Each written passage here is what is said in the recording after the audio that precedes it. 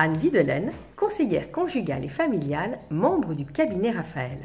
Je suis heureuse de vous retrouver aujourd'hui dans cette petite chronique et je vais vous parler des langages de l'amour. Vous savez, ces mots doux, ces gestes tendres, ces regards que vous échangez au début de votre relation amoureuse. Et aujourd'hui, où en êtes-vous?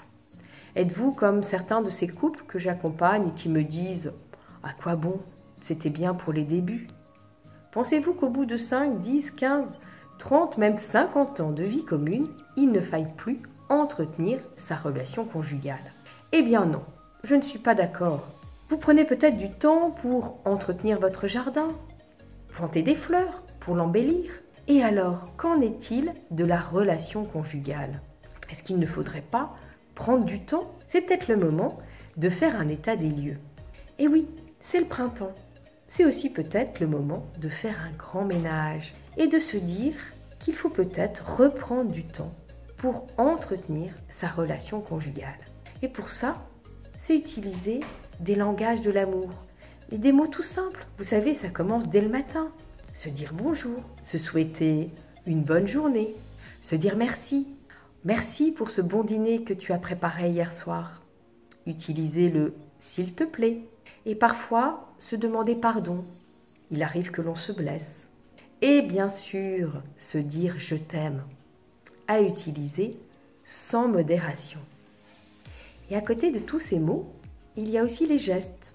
Ces gestes qui expriment notre tendresse, se prendre par la main, mettre la main sur l'épaule de son conjoint. Et les regards. Prenez-vous encore le temps de vous regarder pour vous redécouvrir? Eh bien oui. Ces mots, ces gestes, ces regards, tout ça, ça fait partie des langages de l'amour. À utiliser sans modération, comme je vous disais. Et je vous propose un autre exercice. C'est peut-être le moment de lire ou de relire les 5 langages de l'amour de Gary Chapman. En effet, l'auteur nous dit que bien souvent, dans un couple, on ne se comprend pas parce qu'on ne parle pas le même langage. Vous savez, c'est comme si l'un des deux parlait le chinois et que l'autre ne l'aurait pas appris et donc ne peut pas le comprendre. Et donc, quels sont ces 5 langages? Il nous dit qu'il y a les paroles valorisantes, les moments de qualité, les services rendus, le toucher physique ou encore les cadeaux.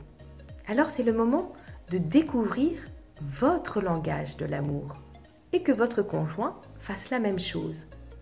Et ainsi, vous pourrez aller rejoindre votre conjoint en utilisant son langage. Et lui, à son tour, viendra vous rejoindre en utilisant votre langage.